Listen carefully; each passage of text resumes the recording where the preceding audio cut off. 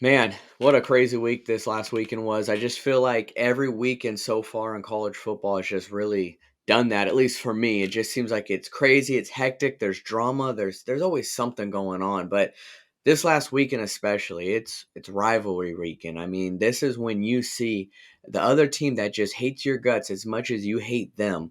You're playing each other, you're knocking each other out. I mean, you're playing a little bit more dirtier than you might have played before. That's what rivalry week is all about. And you know what, guys? I feel like we saw some really good games this last weekend. I mean, you guys feel like you guys were able to see a lot of great games with rivalry week.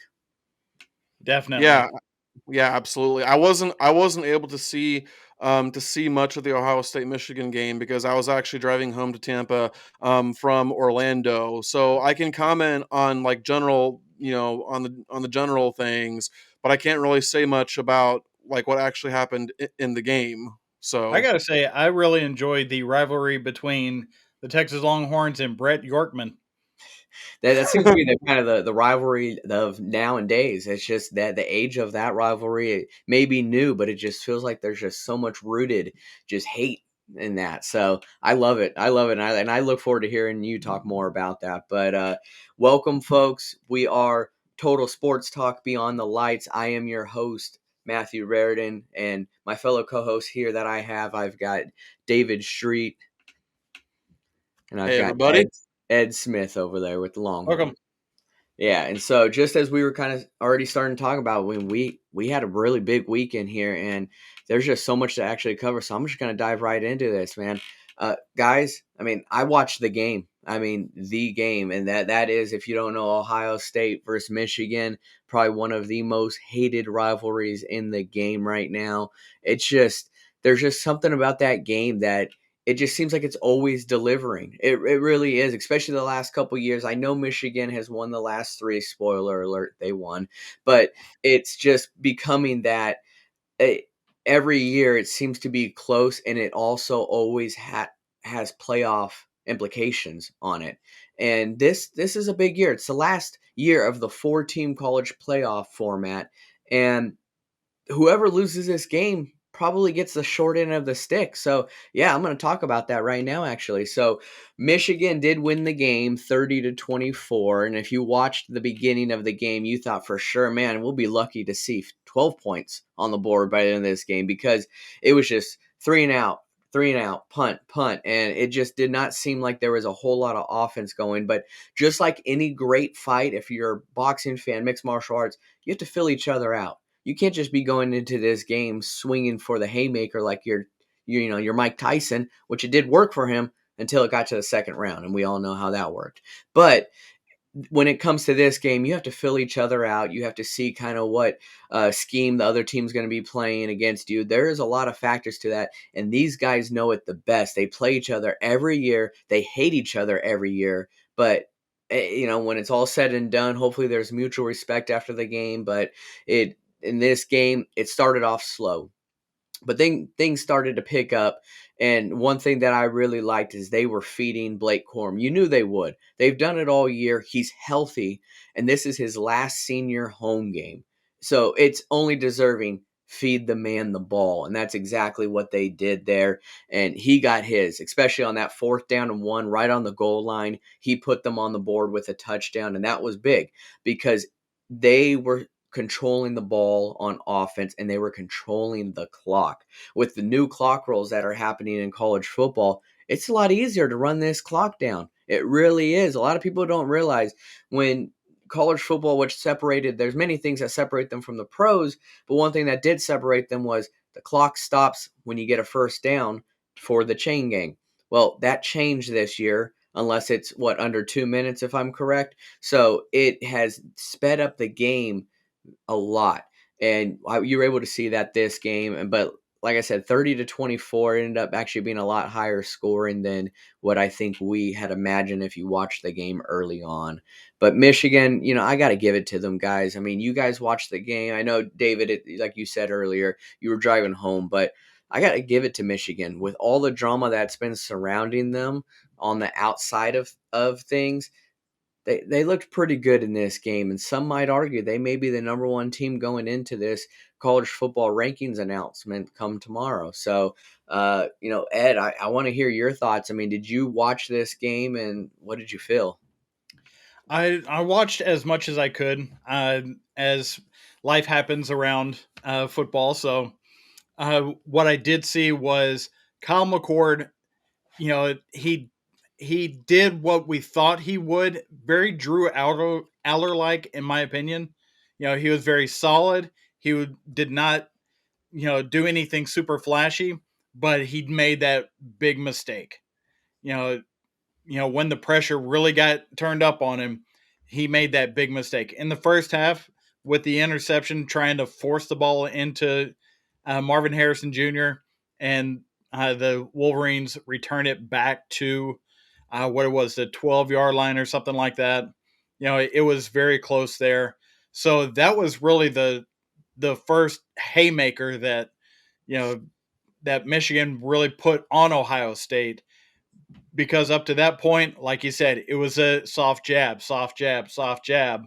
It was all about field position. It was about not letting any mistakes happen. And then Kyle McCord makes the mistake.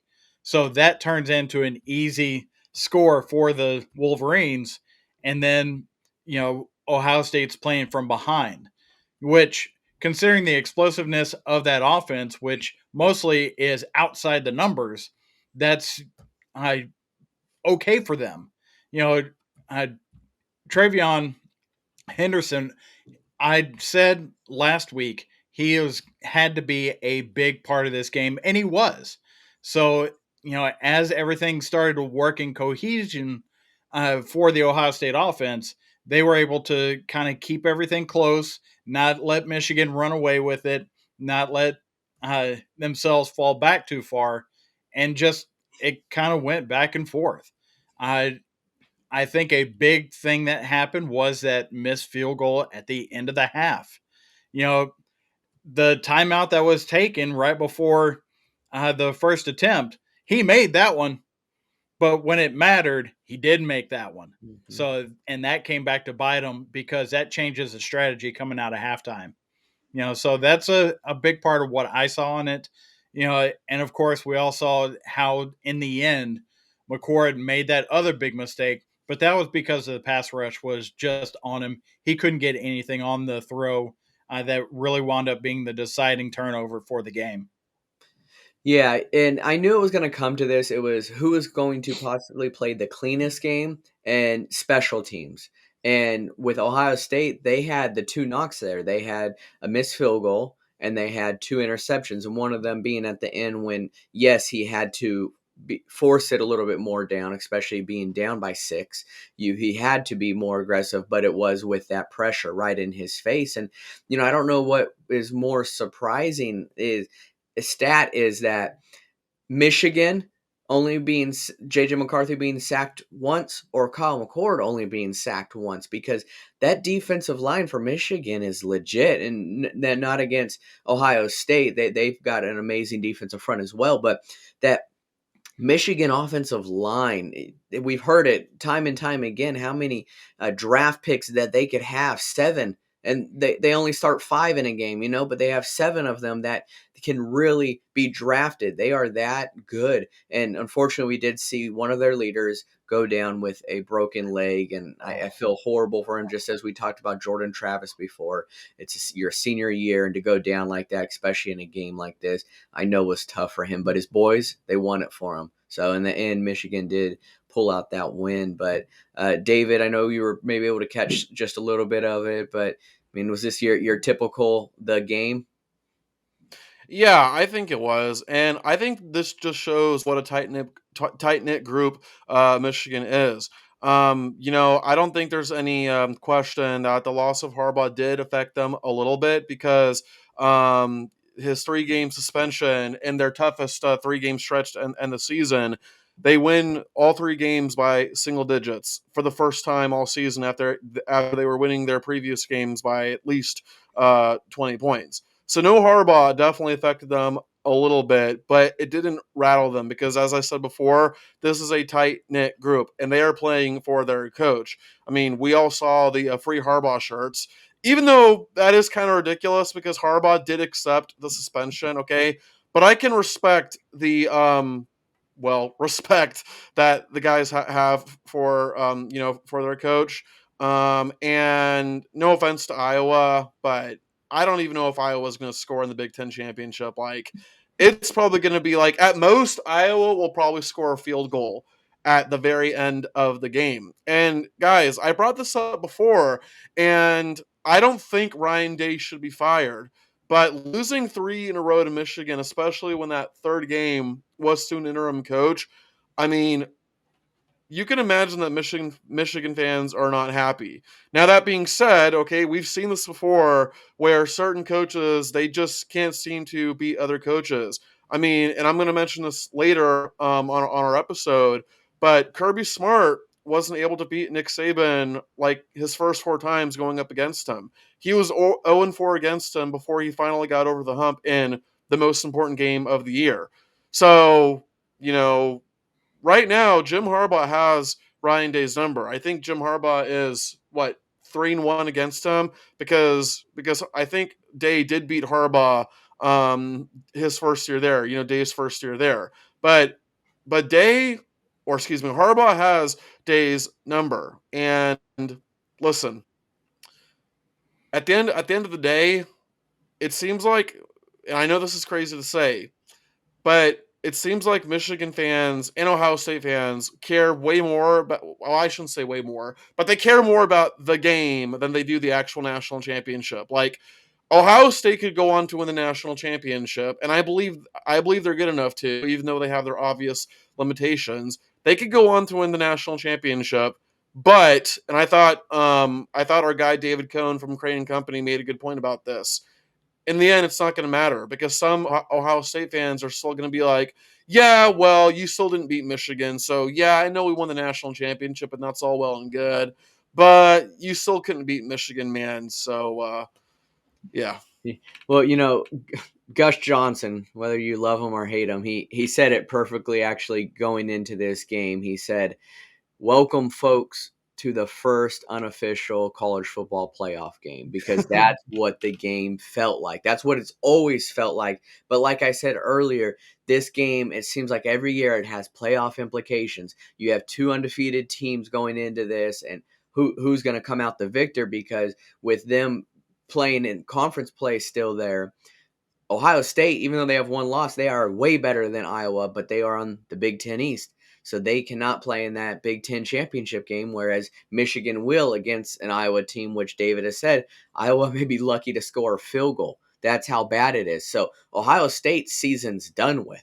They just have to hope and pray that the committee really likes them to go into the playoffs, and maybe a lot of other things happen, such as Texas losing or just someone that may be in front of them. But the fans, they're always great, they're always involved. But speaking of fans, there is a group of fans that are probably still in their basement crying, and I don't blame them. I really don't. And that's the Auburn Tigers. And gosh, Mm. man, it was brutal. It really was. And our boy Ed's gonna cover this. Yeah. As a Oh, the angel. as a Houston Oilers fan, I know the what it looks like to have a game just be given over at the worst possible way. Considering the comeback that the Bills had against the Oilers in the '92 playoffs, this was, I don't know if you could say this has to be more brutal than that one. There was a cascading, storm of unfortunate events that happened for Auburn for this to go down. The final score of it was 27-24. It was the 10th anniversary of the kick six. Now, Alabama fans have been waiting to use that analogy that Dolly Parton did for her song "I Will Always Love You." She recorded in 1974. It came back again in 1982, and then came back again in 1994. Well, Alabama had to get something back from Auburn after that kick six 10 years ago. So, and this was their opportunity. Uh, for those that didn't see it, uh, when we got down to the fourth quarter of a very highly contested football game between Auburn and Alabama, in my opinion, Auburn played above themselves. Alabama played a little bit below their capabilities. It was a perfect storm for that.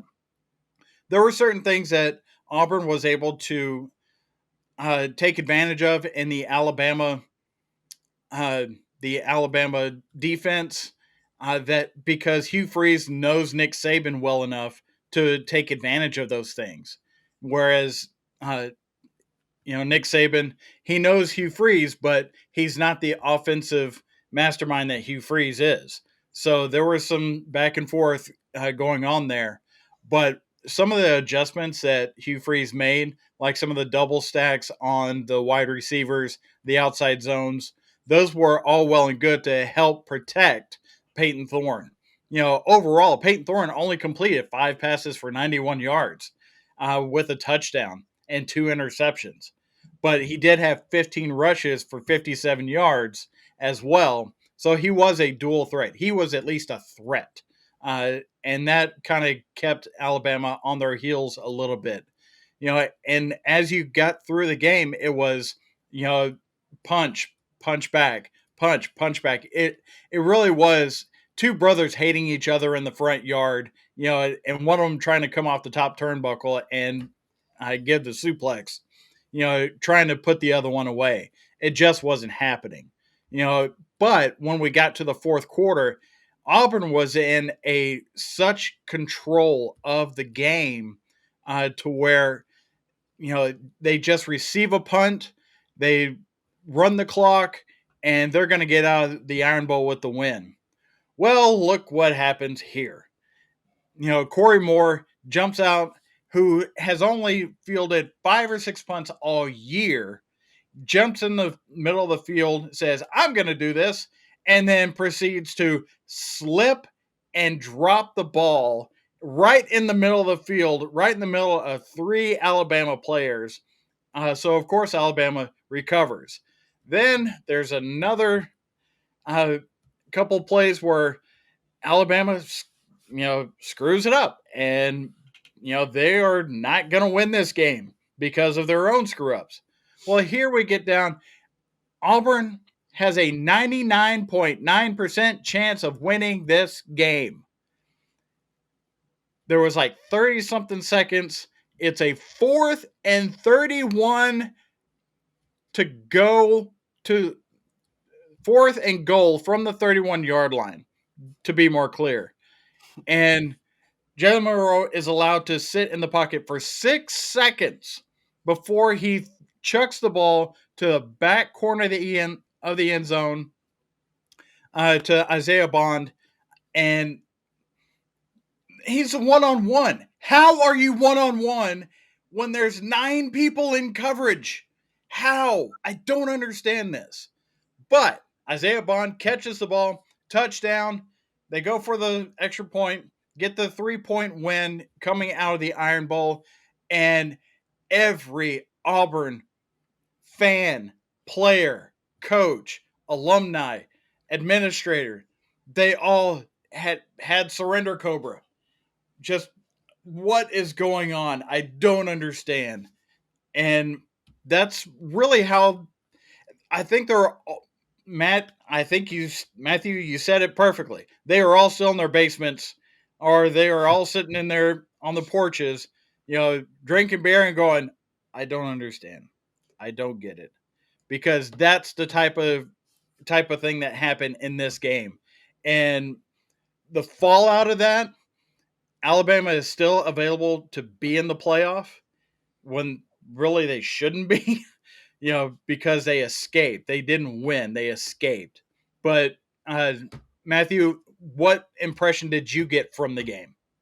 Well, going into rivalry week, there are matchups such as this to where if you come out with the win, even if it's ugly, the committees usually don't look at it as it being an ugly win and put like an asterisk there because it is rivalry week. Usually these guys, even with an Auburn team who lost to New Mexico State, once again, they still know how to perform against their rival. And that's for me, I feel like the committee's going to just continue to look at it like that. I still think Alabama's going to be in the same place really that it has been because there's no way for them to jump Texas. And it's just it's just a typical Iron Bowl. I mean, it's only fitting 10 years. And that's if you watch any sports program, that's all they were talking about besides of course the game and all other stuff was do you remember where you were when the kick six happened? It was all these different stories and I remember exactly where I was. Well, guess what? I remember exactly where I was when Jalen Monroe completed that pass to win the game for Alabama. And I think I always will. Not that it was bigger than the kick six, but this was only fitting to be on the anniversary of the kick six in Jordan Air. They got their payback. They got their revenge big time because, like we said, they're still probably wondering how did this happen, drinking their sorrows away. And I don't blame them because how the heck did this happen? Well, it did, and it's oh yeah, I called it too. I was at a restaurant watching this game, and I looked at my buddies. I said, one or two things going to happen. He's going to complete this for a touchdown, win the game, or there's going to be a pass interference in the end zone, and they're going to get automatic first down. I said Alabama will win this game. There is no other outcome this is going to happen but those two things, and I was right. They got the touchdown. They won the game. So Nick Saban Mhm. is happy and on to the SEC championship game. That's how it is. It's clockwork for him. That game's over with. Now, guys, Georgia. Man, David, I mean, I were you shocked by this at all? I mean, to be honest, not really, because I mean, I guess shocked in the sense like Ed, you had mentioned that Auburn had a 99.9% chance to win, right? So sure, in that sense, I was shocked. But the reason why I wasn't totally shocked was because it's Alabama. And deep down, we had to know this was going to happen. And Alabama has built up that reputation where you can't be surprised when they pull out whatever voodoo magic they have up their sleeves, right? And at the end of the day, it just comes down to the fact that Alabama knows how to win, and Auburn does not know how to win yet. I mean, first of all, how does Auburn only rush what was it, two, three guys? I think. How do you only rush? It was three, They right? rushed two guys and had a spy. Okay, yeah, yeah. Two guys in a spy.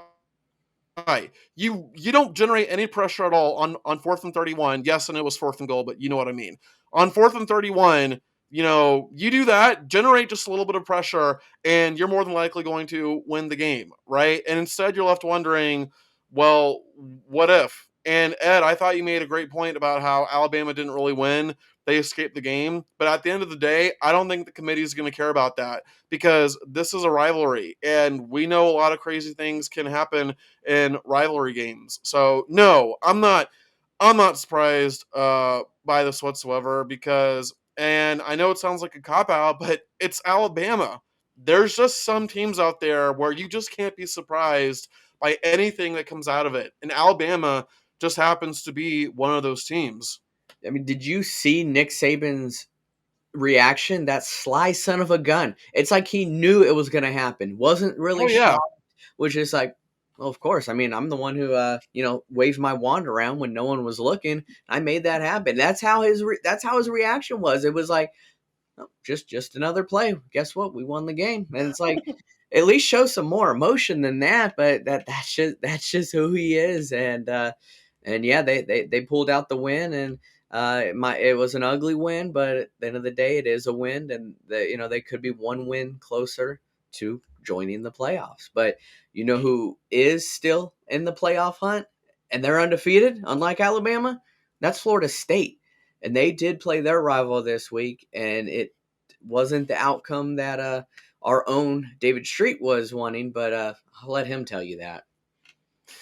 yeah. Well, first of all, um, it started off great for us, right? I mean, offense wasn't doing anything special, but that's not surprising given that our starting quarterback was out. And obviously, their starting quarterback was out as well. But we got off to a great start. Defense was high and flying. And guys, let me tell you, when we got that safety to make it 12-0, I was like 99.9% convinced that we were going to win. Like when that safety happened, I was like, oh my gosh, we're actually going to do it. We're actually going to ruin FSU's undefeated season. I am so here for it. And then, well, that doesn't happen at all. And guys, the momentum shifted when Jamari Lyons spat on one of FSU's players. Let me tell you, when I heard the ref say that, I couldn't believe it. I thought, okay, this has to be a mistake. And then I see it and I'm like, "Oh my god, you freaking idiot. You don't do that." Like, listen, I would much rather you punch me in the face than you spit on me, okay? Because you can work out your differences after a punch, but spitting on someone is just so freaking disrespectful, man. Like that is just you are a scumbag when you spat on someone. And I just knew right then and there, like, okay, this is it. Like this moron just lost us the game. And don't even get me started on our soft offensive line guys. Like this, and listen, I don't want to. I mean, Florida's my school, so I'm not. I don't want to talk about them too much since we're the ones that suck. But just a couple of things, and then I'll go on to Florida State.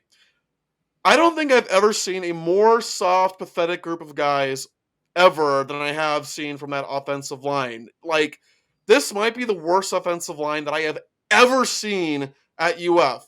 I don't know if it's the worst one in UF history because I've only been alive for 29 years, but at least in my lifetime of watching them, worst offensive line I've ever seen. Damian George, I don't know him personally, okay? So I got nothing against him as a person. But as an offensive lineman, he might be the worst offensive lineman to ever suit up at UF. There was a point, I don't remember what part of the game, but there was a play when FSU's best defender, Jared Verse, gets a sack on Max Brown. And in the process, he brings Damian George down with him. He tosses George around like a rag doll. It was so embarrassing to watch. George doesn't give any effort at all. And what I really hate so much is guys who are freaking behemoths like Damian George is, and they don't even use their size to an advantage. It's like they're afraid of their own strength. They're afraid of hurting people because of how big they are. And listen, I've got so many other issues with Florida. I'll save them for another time. But for now, kudos to FSU for getting the win. That is a very well coached team, guys. I mean, hats off to Mike Norvell. So many people, me included, thought this guy was a complete joke. Turns things around last year. And honestly, to tell you the truth, guys, he really kind of turned things around with FSU in, 2021 when they got off to an 0-4 start. Well, they actually finished that season 5-3. So momentum was there, but people didn't notice it because FSU was the laughingstock of college football back then. But FSU is just they're a well-balanced team. They're great on offense. They're great on defense. If they beat Louisville, they're in the playoffs. But I do have to wonder here, like, because I really truly believe that FSU will be in the playoffs if they beat Louisville. But I have to wonder what the committee thinks here, right? Because FSU is going in with a backup quarterback. Tate Rodemaker is apparently his name. I don't know if it's Rodemaker or Rodemaker. But ESPN, they've been saying Rodemaker, so I'm just going to say Rodemaker. You know, if they beat Louisville convincingly with Tate Rodemaker, like, let's say, I don't know, 34-16, I don't think the committee will have any issue putting FSU in because they'll see that they're more than their quarterback. But if FSU barely beats Louisville in the ACC championship with Tate Rodemaker, you know that the committee is going to have conversations. Okay, they don't want another TCU, right? They don't want they don't want another situation where a team gets in because they deserved it, and then they just get absolutely murdered on the national stage. So, like, Ed, what do you think? I mean, you got to imagine that they're having that conversation right now. If Florida State barely beats Louisville with a backup quarterback, I think they'll still get in. but the committee does not want another TCU situation. Well, the committee is going to do their ranking this week for what happened over this past weekend. They'll worry about the ranking for next week. And they are praying that Louisville does pull the upset and knocks off Florida State, especially since Louisville did have the loss against Kentucky over the weekend as well. So if Louisville can knock off Florida State, that ends that whole conversation. And then we start getting into the weeds about some other stuff. Uh, the one loss teams, whether it be Oregon or whether it be Texas or Alabama, those conversations start happening. But Louisville has to come through next week. As far as the ranking for this week, I really am expecting the committee to go ahead and still keep Florida State at number 4, since Ohio State obviously drops from because they lost. Uh, uh, over the weekend as well. So, as far as Florida State and Florida, this game in particular, you're seeing the difference between a well-established culture versus a culture that is trying to get built. And we did see the fallout from that happen on Monday for Florida. As far as coaching changes that are happening, but in the end, Florida State, they do come out with the win. They are primed to get to the ACC championship game and play Louisville next week, and we'll see what happens from there. Yes, we will. I mean, that's when things will start playing themselves out. Also, over the weekend, I mean, there was a lot more rivalry games that we just haven't really covered. But Washington did defeat Washington State just by a field goal in the Apple Cup. Oregon dismantled Oregon State, and as well, Texas just obliterated Texas Tech, which felt really good for Ed Well, the Smith. real rivalry for Texas was against Brett Yormark. And he So, was in attendance, 57-7 is I heard. insane, man. and in fact, they trolled him on the video board in the fourth quarter, showing the video of Yormark actually asking Texas Tech to beat Texas. Yeah. And the entire crowd just lost it. It was great. It kind of makes me wonder if Sark was saving all of his big time moves for this one game against Texas Tech. Like, I'm not surprised you guys won, but I am surprised by how you won. I did not expect that at all. The team actually took that video and they watched it over and over and over and over again. And they were so mad at Yormark that it didn't matter who was in front of them. They were just going to obliterate them and move on, because the greatest the greatest Texas result this year can be Yormark handing over the Big 12 trophy to Coach Sark on the field after the Big 12 title game this week. That's going to be fantastic. Yeah, sorry, Texas Tech. It wasn't your fault, but somebody had to pay the price, and it just so happened to be you guys. Yeah, and Oregon did something similar to the entire week. They played the fourth quarter from last year's game against Oregon State, where Oregon had a complete meltdown. They played that throughout the entire facilities and on the during practice, just to let them know how you should feel like crap. And what you could do, you could channel that anger, and you could go beat them. And you could beat them easily this time. And you really just put that foot pretty much on their head and continue to let them sink. And that's exactly what Oregon did. But, we have talked about how the committee is going to respond with now Ohio State has lost. And you're going to see some changes being made. But you have to ask yourselves, who has had better wins too. And, and also a better loss, or I'm not exactly sure how I should be wording that, but for instance, I'm going to talk about week 2, Texas coming into Tuscaloosa and single-handedly killing Alabama. They really did. They looked great. Besides this Texas Tech game, that was a game that Texas actually looked complete. And it was an impressive victory, especially on the road in Tuscaloosa against the Alabama team. and I will say this, and it's going to sound very contradicting.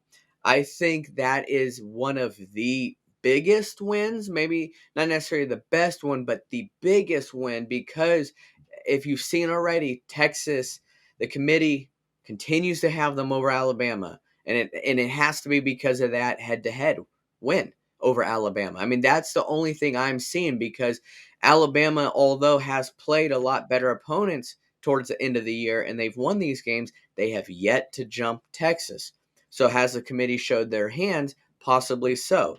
And if they have, then I still feel like that is the biggest win, because Texas controls their outcome in as far as being ranked over Alabama. I don't know how things are going to be if Alabama pulls off the upset over Georgia, but to me, it still feels like one of the biggest, if not best, wins of the year, because I don't think oh, a whole lot of people expected Texas to do that. Even though last year it was a lot, it was a close game till the very end, until Bryce Young, Nick Saban, waved his wand, and Bryce Young, decided to escape the pocket and almost a near sack and pretty much win the game for them at the end.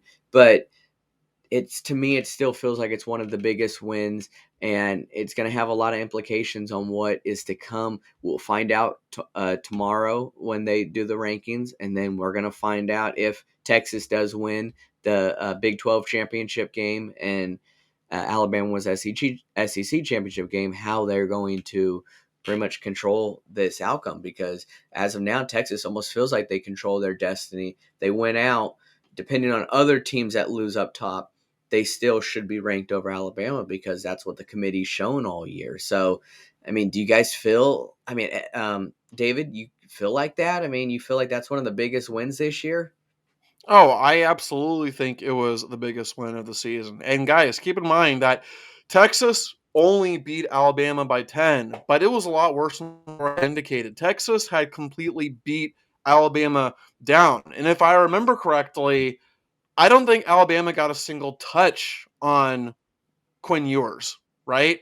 Like, not a single touch on him. That is insane. I mean, I know Texas has one of the best offensive line units in the country, but still, for Alabama to not even touch a quarterback is just absolutely insane. But yeah, I think you know I think this was absolutely the best win of the country, especially being on the road, and no doubt that Texas still being ahead of Alabama is because of that head-to-head matchup. But I'm not the Texas fan here. Ed is, so I want to hear from him.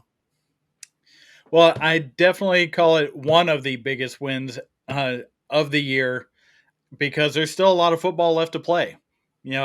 We've gotten through the regular season, but there's still the postseason, championship week, and then we'll see what plays off from that. Uh, but with that week 2 win, one thing that doesn't get talked about enough is at the end of that game, when Alabama needed to get back on the field, they couldn't. There, Texas in the fourth quarter, they had 7.5 minutes left to go in the game. They took the ball and they ran down the entire clock. They bled the game out and did not let Nick Saban get anywhere near the field as far as getting his team in a position to make a comeback after they had gone up 10. So huge win for Texas. It really it was a culture defining win. It was a college football 2023 defining win. And it is basically paved the path of Texas for the college football playoff. Now there are currently 4 undefeated teams, which are the top 4 teams in the CFP. And when it Texas really has nobody to blame but themselves, because they did lose the game to Oklahoma. They would be in the playoff if they hadn't lost that one game. But when you have 4 teams that have not lost a game yet, you can only blame yourself at that point. Yeah, and earlier I said contradicting, and this is where I'm getting at, and I want your guys' input is that was one of the biggest wins for Texas, but with Alabama, usually in a normal season, if you're going to have a loss and still want to make it, you want to lose early. So when you see Alabama losing that game and how they responded, not necessarily the next week or the week after that, they ended up getting on their horse and they've done amazing. Alabama has, and they are a complete new team, and they seem to really be in control of themselves in the games they're playing. But as long as Texas is still there, it is tough for them to then leap over them. Whereas normally they got that one loss out, but that other team's not in front of them, they would probably propel themselves up, and and it would, with all the wins that they've had against ranked teams coming down this stretch. Alabama usually would probably be right there, but then it also is, well, if it came down to it and you had a one-loss team, are you choosing that Alabama team who then did amazing the rest of the year after they got that loss, or an Ohio State team that had won pretty much every game the whole year, but they were stumped by Michigan? So, I mean, what are your guys' thoughts on that? And then Ed, I want you to, talk a little bit more about that Michigan, Ohio State, and that win. David, go ahead. So you're asking like what we think about Alabama potentially being over Ohio State? Yeah, would you take them? Man, honestly, I think this point I would, because winning and momentum has to matter here, right? And right now, Alabama's the one with momentum. They got their loss early in the season. They got the rust out of the way, and now they've gone 11-1. Right? I know Ohio State is 11-1 as well, but Ohio State's one loss came in the end, and I'm seeing that one team is still winning, and another team just lost. And keep in mind that Alabama is the one that will get to play in its conference championship. Ohio State will not. And so I think that has to matter here. I absolutely would take Alabama over Ohio State now at this point. But what do you think, Ed? I'm gonna say Ohio State, and here's why. I don't think Alabama's gonna beat Georgia, although it would be a favor to Texas if they did. Uh, but with Ohio State, they have been number two or number one, number two, number three in that category the entire season. So this one loss at the end of the year, if you're talking about Alabama or Ohio State, Alabama's going to lose, in my opinion. So that's only going to leave Ohio State. So that's it there. But if Alabama does beat Georgia, that is Ohio State has to be left out because they are not a conference champion or didn't even play for the conference championship. So it's all going to come down to that final game that we'll talk about here in just a few minutes. Now, with the Michigan Ohio State game, and it was the game, it definitely is a college football 2023 defining game as well. And one of the best wins of the season put on by Michigan. And we keep saying Ryan Day versus Jim Harbaugh. Ryan Day versus Jim Harbaugh. This wasn't Ryan Day versus Jim Harbaugh. This was Ryan Day against Sharon Moore, you know, coaching these teams on the field.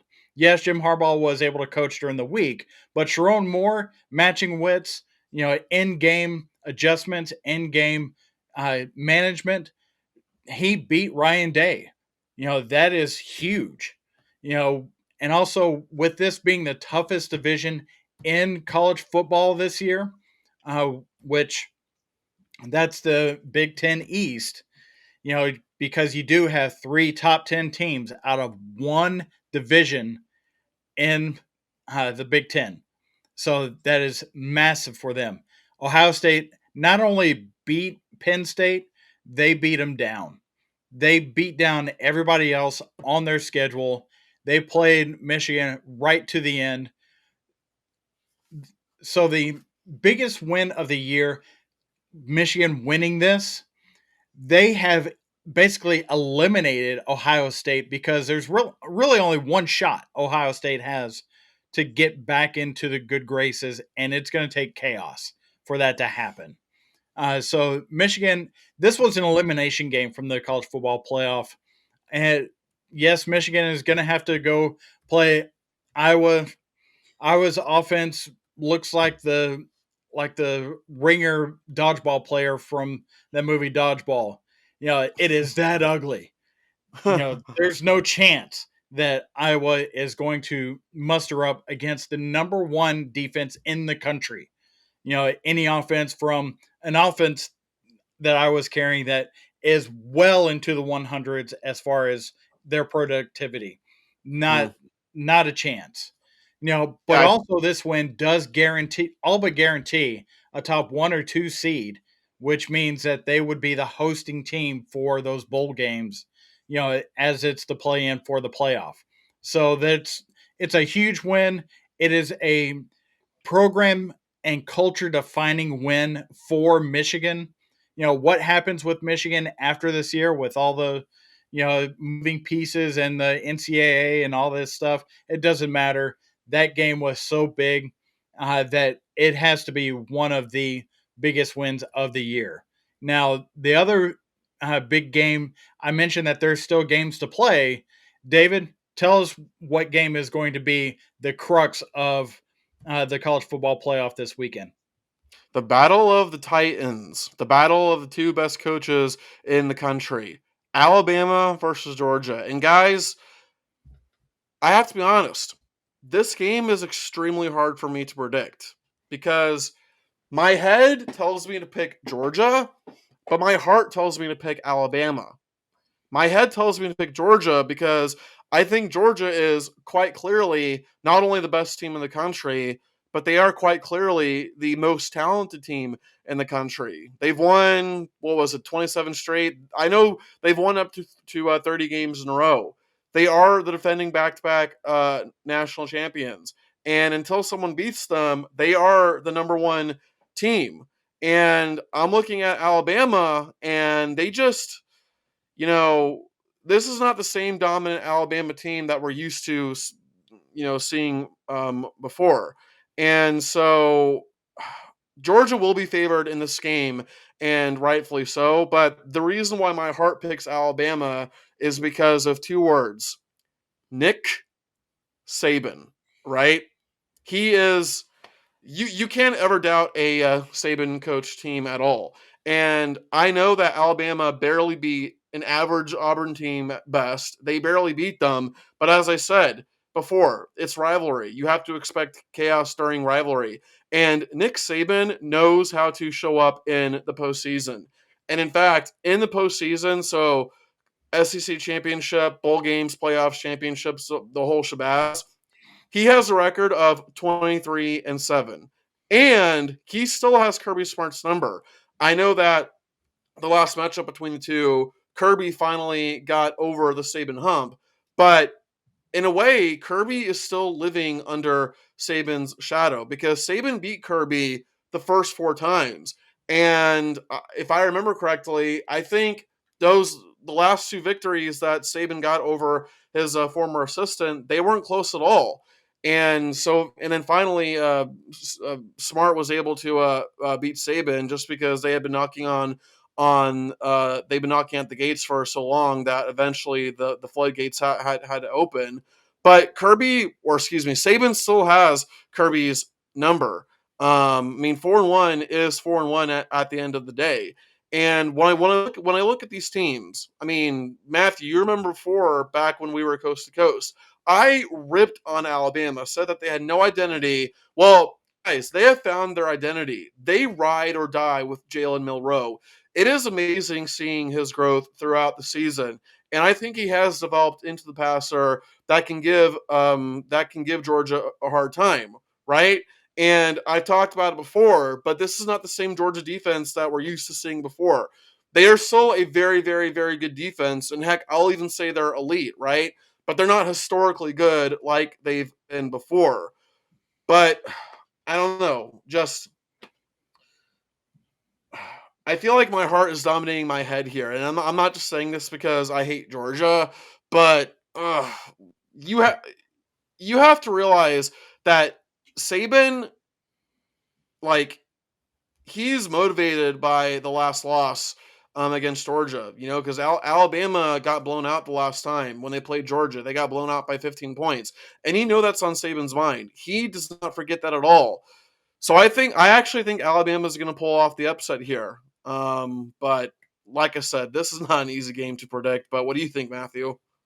Well, one of the biggest things to talk about here is here are at the end of the season, you got these two teams that are facing each other with very big playoff implications. And one thing that they have in common is they have new quarterbacks that have taken over for the teams. I mean, you have one who took over for one of the greatest college quarterbacks of all time, and the other for Bryce Young.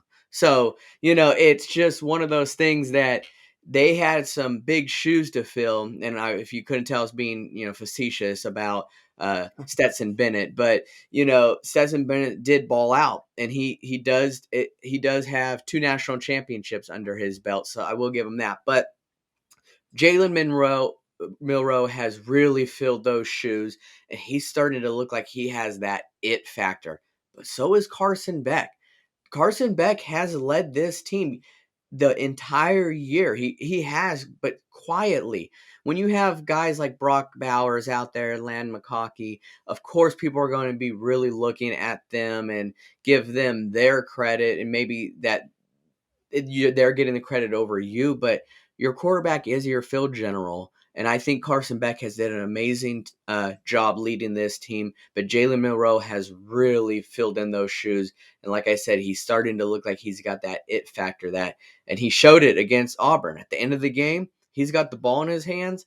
Guess what? He made that play that needed to be done. Although the play beforehand, you could see kind of the sloppiness when he was about Mm-hmm. 5 yards down the field and then threw it. I mean, but Oh, dude, he he grew. didn't. He grew. Jalen Milroe grew up on that 4th and 31 play, right? Like, that is the kind of play that will bring momentum into this game. And I said before that Jalen Milroe has grown up throughout the season. Well, so has Carson Beck. Mhm.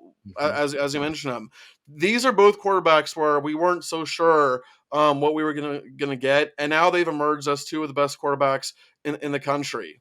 But Yeah, I what do you mean, think, Ed? when it comes to the game itself, grab a coin, flip it, heads on Alabama, tails on Georgia, because that's how close it's going to be. This game is that you don't know who's going to win. It is unpredictable. Georgia is probably the most talented team in the country, but it doesn't matter when Nick Saban comes into town. And Mhm. although it's going to be played in Atlanta, which is pretty much a home game for Georgia, every year SEC championship game, but it's not going to matter. This is Nick Saban we're talking about here. So, Yeah, get that yeah. coin, It's flip not. it, and we'll see. And it's not like Alabama's lacking in talent either. They're probably the second most talented team in the country. And when you have a top 2 talent, with probably the best coach this game has ever seen, that's a dangerous combination. But what do you think, Ed? Well, on your point about the coaches, I I look at these two coaches and think this is Emperor Palpatine versus Thanos. They each have their own armies, and you know, I would say Nick Saban is Emperor Palpatine because he always has that coordinator that's under his wing that is leading the charge, coaching wise, for either the offense or the defense, whichever one is the main crux of that team for that year. But when you look at the quarterbacks, uh, to put it in the NFL perspective, this is like Joe Burrow playing Lamar Jackson. This is Carson Beck being a pure pocket pro style passer that can control the offense from the pocket versus Milroe, which he's going to read a couple of things and then he's going to take off. And it's going to be so difficult to keep him contained enough to where uh, the Georgia defense can keep coverage on those receivers long enough to really squeeze down what Alabama's trying to do. So overall, you guys are right. Flip a coin, but I really do think Thanos' army is a little more powerful than Emperor Palpatine's this time around. Well, I'm gonna one up you, and I'm gonna sound like a total nerd here on your reference, but it's almost like Nick Saban is like the Obi-Wan, and his pupil, little Anakin, Kirby Smart, he went off, and now he's controlling it, and that's pretty much exactly how it is. Is that when you talk about Emperor Palpatine and having his army, but that's exactly who Kirby Smart was. He was one of the army. And now look at him. He is there. He is controlling college football with his back-to-back national championships, and he's going for a three-peat here. So it's gonna be a legendary matchup. It always is. And I'm looking forward to it because if Alabama pulls this off, what's going to happen if Texas wins too? Because if they've shown their hands, Texas gets in, or Texas is above them. But if you're going to say, well, they just beat the number one team in the country, if the committee deems them number one tomorrow, if they deem Michigan, who knows? But the back-to-back champs, number one team in the country, well, surely they got to get in, right? So the committee has their hands full, but you could tell who they're pulling for to lose because it's going to make their jobs a lot easier. Yeah, and well, this is why we're going to a 12-team playoff, so we don't have to answer these questions anymore, or so we think. Mm. There'll always be Well, by the parity. time we get to the 12-team playoff, we'll be arguing if we're going to have James Madison or Liberty in the playoff. James Yeah. Madison, I mean, they became bowl eligible because not enough teams won, apparently. If that, so it Well, it could sucks happen. they became bowl eligible that way, but at least they finally are. Yeah. So but a win's a win. So, but Absolutely. that is about all we have today, folks. And if there's one thing that I could ask of you guys, it would be to please actually comment. Let us know exactly how you guys feel in this predicament. What you guys think is the biggest win and the best win so far in all of college football. And who has the best rivalry game and who had the best game this last weekend. I mean, some could argue the game was the best, some may argue the Iron Bowl was. I mean, it's a toss up, it really is. But we would love to hear your guys' input on that, so please, go ahead, go in go in the comment section and let us know how you guys feel, but also like and subscribe and share these videos so other people could see it too. We would really appreciate that. But you'll catch us again here soon. We come out with videos as much as we can, and that's all because of you guys. So please continue to look for these videos and hit that like and subscribe button. But until next time, guys, we are rounding third and we are headed for home.